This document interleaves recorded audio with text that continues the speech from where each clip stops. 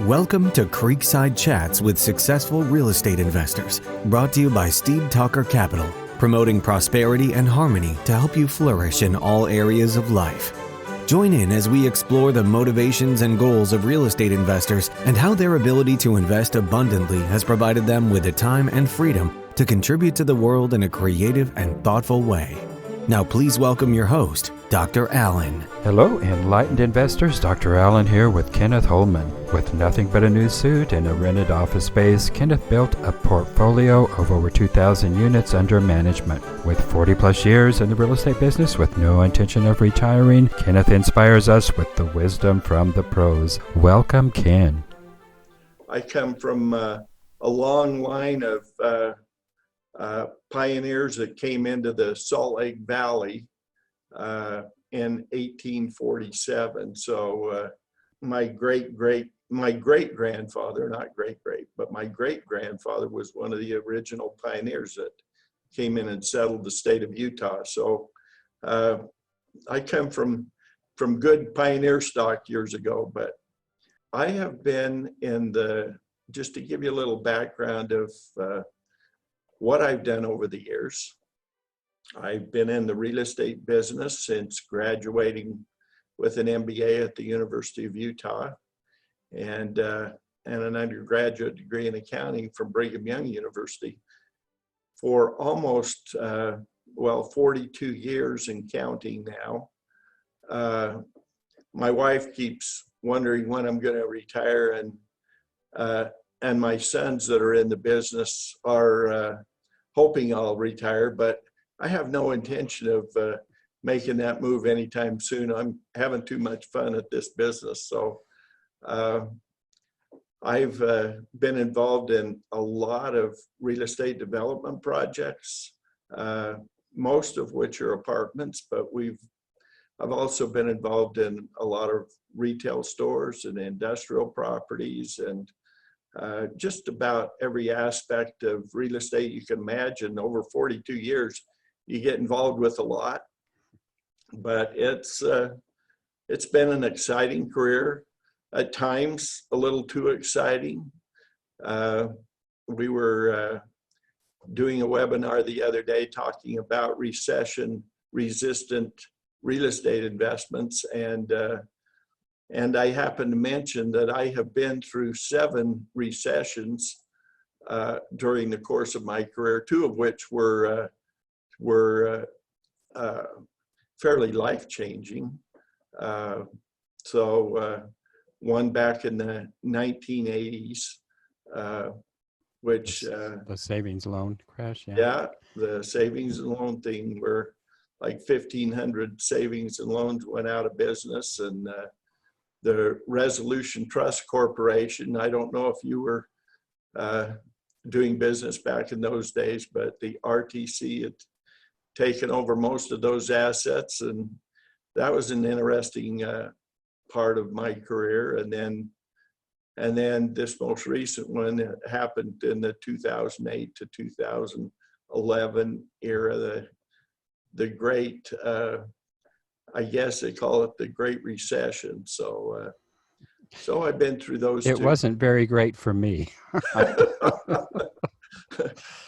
You have a few war stories to tell about that. But I'm afraid so. Yes, I do. Yeah. I'm sure we all have some. But anyway, that's a little bit of my background, and I've done about 2,000 apartment units, a little over that. And the projects we're doing now are we do self-storage, we do apartments, we do the discount dollar store investments and some other retail projects. And so we're pretty engaged in the business, and I've really enjoyed it, to be frank with you. And you've done it in interstate. You've done Oregon, Washington, Utah, Colorado. Any other states, or is that we have properties now in Utah, Arizona, Colorado, Wyoming, Montana, and South Dakota. I have done several projects in a few other states, Washington, Oregon, and Texas. So those are the main areas. Haven't been involved with Nevada, which is surprising, but Yeah, being an adjoining state. But yeah, and it's such a, I mean, a lot of investors have gone to Nevada.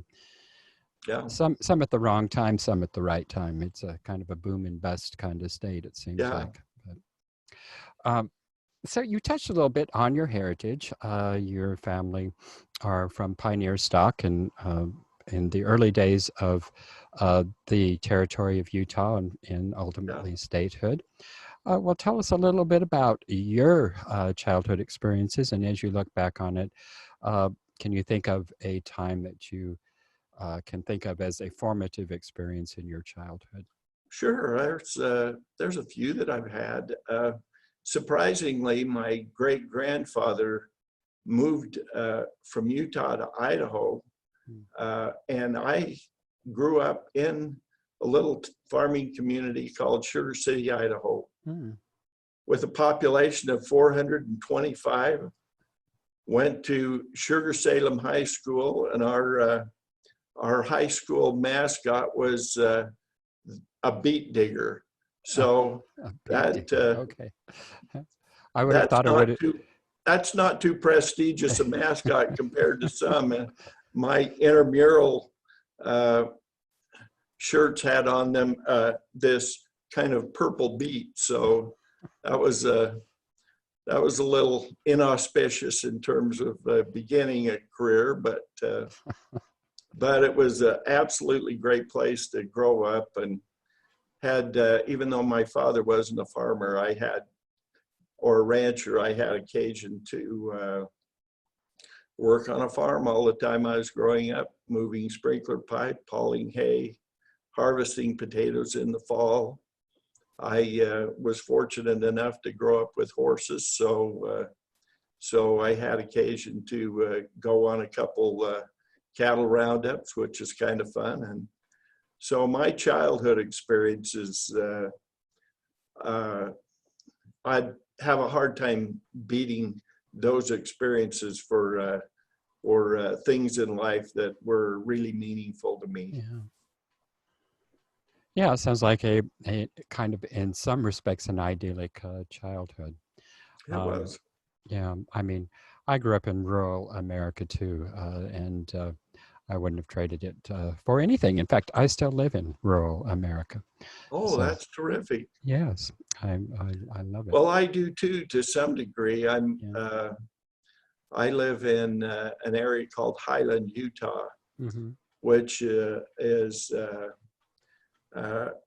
really a growing area, but it's very rural. Most of the homes sit on an acre of land, so it's a very rural community, and it's fun to live by the mountains at the mouth of Timpanogos, which is one of the major mountain ranges in the Rocky Mountains here. So, well, talk to us a little bit about a major fork in the road where you've had to make a major decision and to go one fork or the other, and how has that made the difference in your life? you know, probably there have been 2 or 3 forks in the road that have had a significant impact in my life. After graduating from the MBA program, I was hired by a company that was involved with financial planning, and they did both insurance selling, and back in the day when you could write off the losses that were generated from real estate through depreciation, you could write that off against ordinary income. This was the pre-1986 Tax Reform Act days, when they created the passive loss rules. So I had an opportunity to make a decision. The company split. And one person took the real estate business and another person took the insurance business. And then they came to me and said, "You're welcome to go either direction, whatever way you want to go. We'd love to have you work with us." And so I chose the real estate path, and loved the real estate business and started managing several properties. And it wasn't a year or two later, the other partner that was involved on the insurance side of the business came to me and invited me to come over and take over the entire real estate division that they were doing. And so with him, I was able to create the entire real estate division for that company, and was responsible for all the investment analysis and management of 5,000 units in 5 states. So that was a major turning point in my career. Another one that happened was several years after that, the company got fairly big. They had a lot of investors, and they started getting what, in my opinion, was a little too aggressive in the returns that they were offering their clients. And I became uncomfortable with the approach that they were taking.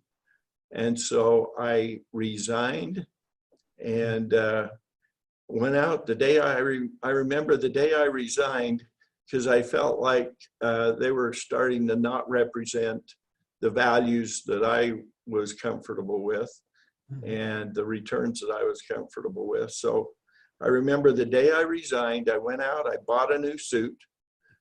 I signed a lease on an office building in downtown Salt Lake. And then I sat there and thought, well, okay, I have a new suit. I have an office building. Now what am I going to do? And I knew I wanted to go to work for myself. So in the early 80s, I began and haven't ever looked back. So that was a major turning point in my life. So, and then after I'd been in business for several years, I just found that it was so essential to get good education. And it's tough to really learn the real estate business. A lot of it happens through a mentoring process. My accounting degree and my MBA background has been incredibly helpful for that. But I decided I wanted to go to law school and add that to my resume. At least I didn't want to become a full-fledged attorney, but I knew that was the only place I could get a lot of the legal side of the real estate business. And so I enrolled in law school and took a year and a half of law school and took every real estate class I could get my hands on. And then I was far enough along that I said, okay, maybe I need to make a decision. Do I want to continue my real estate career, or do I want to become an attorney? And I said, no, real estate is where it is for me. I've now got everything that I need on the legal side. So I'm just going to continue the path to go down and get down the path of being a real estate developer and investor. So that's been my career choice. So those were some major milestones in what happened to me. Well, those were some major decisions. Particularly thinking back to, I mean, you had a very secure job and things were going really pretty well for you in this in the company, and the value shifted, and so you had the determination and the insight to know that was not the direction that you could go and essentially live with yourself. But that had to be a really difficult decision to make, particularly that because you had nothing to go to. So talk to us about those times and how it is that you were able to have the fortitude, the courage, and the confidence actually to go out and to do that? Well, I think having the property management background and the background on being able to analyze real estate investments, particularly apartments, and having a broker's license in real estate. And I also got my CCIM, which is a designation in commercial real estate that seems to be a significant designation for a lot of people. It's not easy to get. It's not, but those things, I had the education, I had the background that I felt like the one thing that I didn't have was I didn't have investors. And so it was like, okay, I know how to find and analyze a good real estate investment. Now, how do I go about raising the equity capital to do that? Because I had not accumulated enough equity capital on my own. And the first deal I did was a rundown 36-unit apartment building in downtown Salt Lake that was 4 stories tall, and it was actually 2 individual buildings, the Avalon and Town Apartments, that were sitting side by side, but had built so that there was almost a common wall between the 2.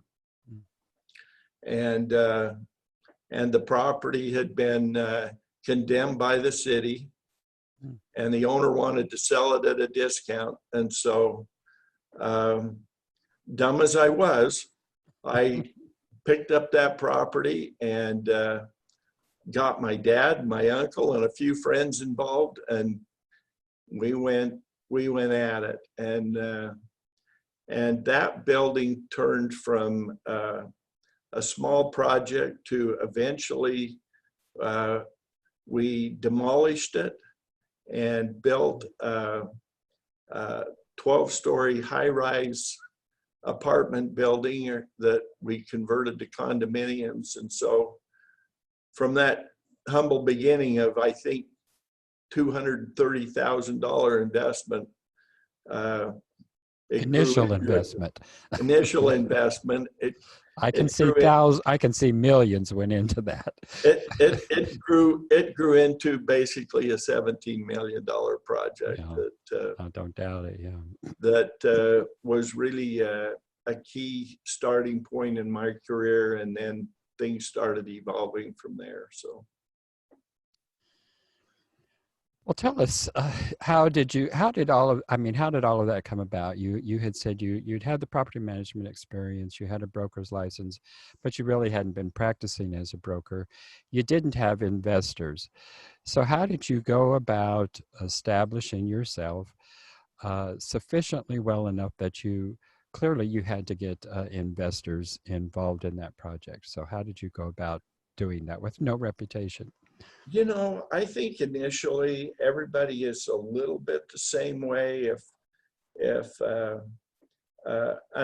I can't stress enough how important having the basic experience and educational background, how important a part that plays in having the confidence to be able to do some of the things that I've been fortunate enough to do. But I think that's where it all begins, is having that. And then you begin with family and friends, and eventually you start branching out as you get a little bit of a reputation on the projects that you do. And I was fortunate that part of my career before I launched my own company was I got to see the syndication, the real estate syndication world, what it was about, because the company that I had worked for did all of their projects doing syndications. Mm-hmm. And so that was a natural evolution for me. It was to get into the syndication business. And I just started reaching out to different people, and I remember a friend who has since passed away. He was an engineer at Hughes Aircraft Company in California, and he started introducing me to several other people in California, and that's really when my career started to take off, is at that point in time. And then since then, we've branched out into some other aspects of real estate investing, like 1031 tax deferred exchanges. A lot of people are used to doing tax deferred exchanges where you may take a small investment home or a duplex or fourplex, something like that, sell it, and then roll the money into another project that you want to do that maybe is a little bigger than the one that you did. Well, we've learned how to take those 1031 tax deferred exchange dollars and roll them into a syndication project. So we're able to get several $1 million worth of 1031 money into our real estate development projects. Okay. That's been really helpful. Another thing that's been helpful is I've become somewhat of an expert on doing self-directed retirement account investing with IRAs and 401ks. And so those combined with just our network of seasoned investors has been really helpful for us. But it's been a long, hard road. I mean, it doesn't happen overnight. I'm sure it doesn't. I'm still real curious about this first deal here. You said you invest about $230,000. There clearly was no cash flow in this. In fact, you said you tore the buildings down eventually. Yeah. So this sounds like a several-year project here, where there was nothing coming in. Is that right?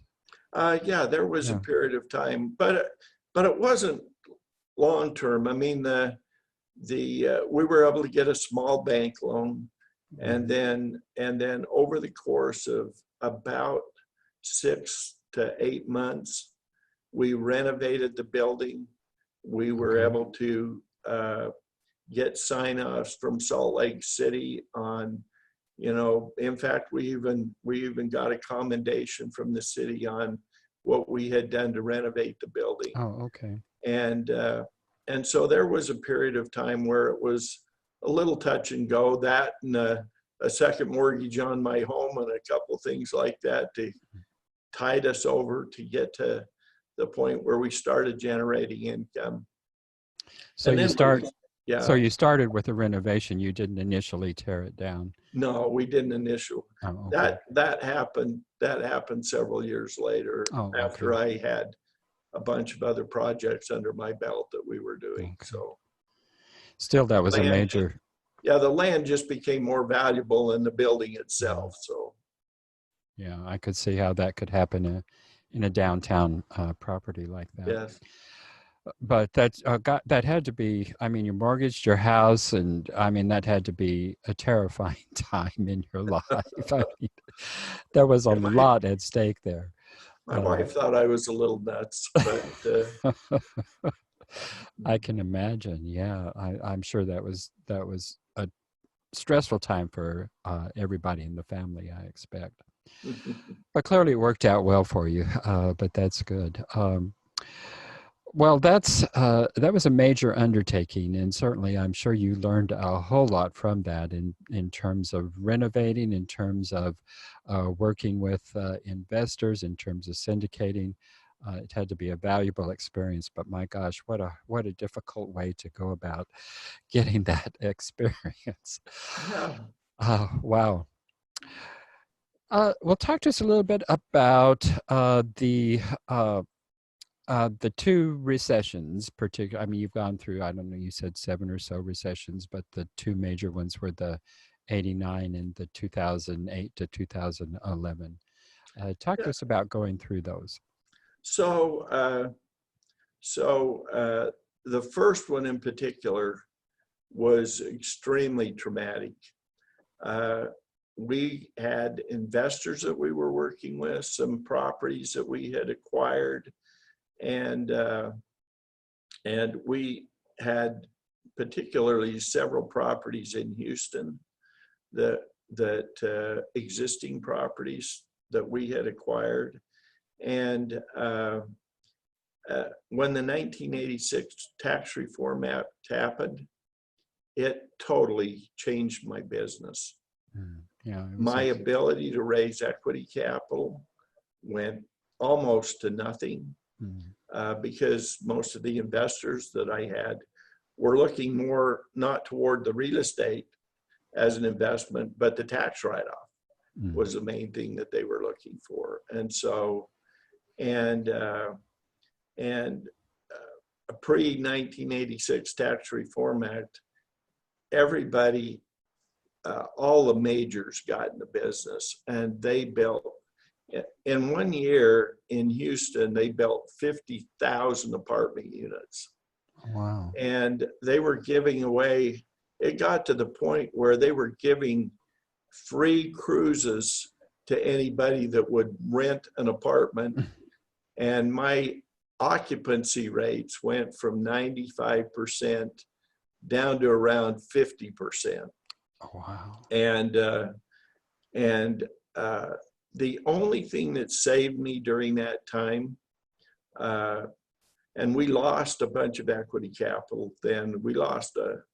We probably should have gone out of business. Most of the major companies that were in business and back in those days did declare bankruptcy and go out of business, but we chose not to do that. Unfortunately, a lot of our investments had non-recourse loans. So we wound up giving back to the bank a half a dozen projects that we had developed. And so, and it basically put me in a position where we were starting over again. And so the only thing I say, I've said this on more than one occasion, the only reason I didn't go bankrupt is because I was too small to fail at the time. And, but I remember being in a position where where I was in court a lot, trying to go through these bankruptcies that we had declared, but but we eventually gave the properties back to the bank, but we fought it all the way trying to do that. And I had some attorneys say to me, why don't you just declare bankruptcy and it'll clean all this up and we'll quit chasing you. And I said to them, and I said to the judges at the time, you know, you can take away my assets, but we live in a country where you can't force me to take out bankruptcy, and you can't put me in jail, and you can't throw me, and you can't kill me as long as I'm not doing something illegal or fraudulent. And so I chose to work my way through that process. And that turned out to be a major turning point for me in a lot of respects. It not only showed me the intestinal fortitude that I had and the persistence I had in fighting through that major problem, but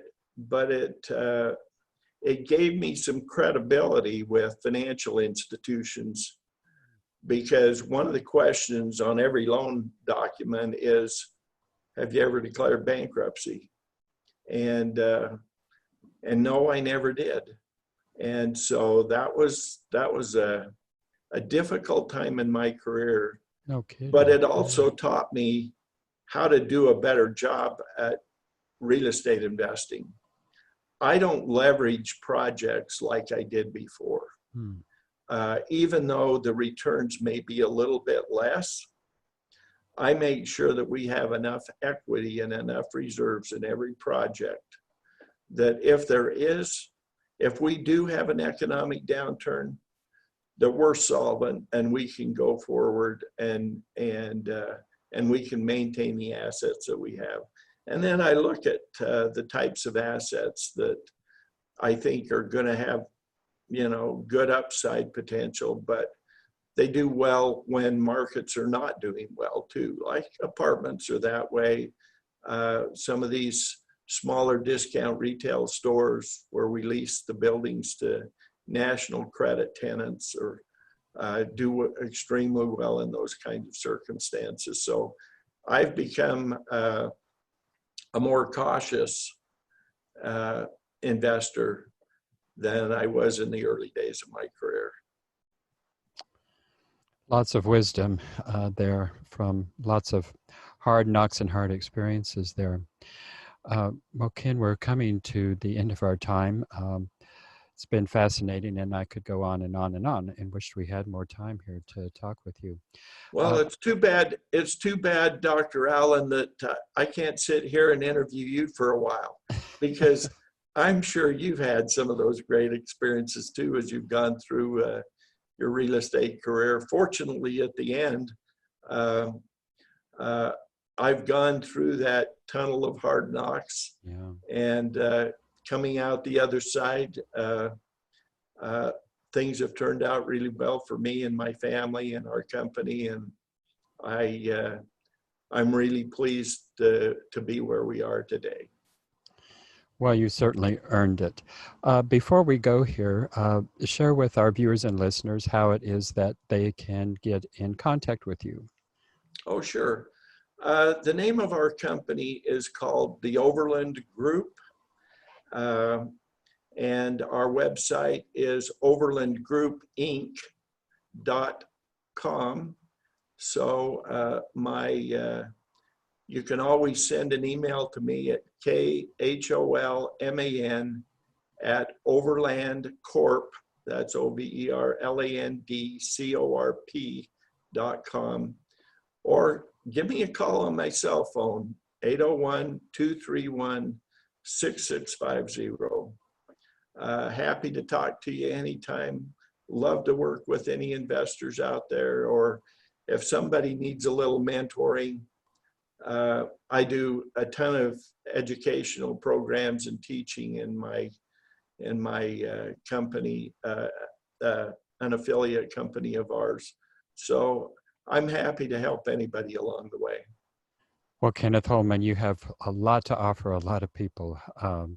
Lots of experience, lots of wisdom, and lots of kindness and compassion. Kenneth Holman, thank you so much for being on the show today. Appreciate it.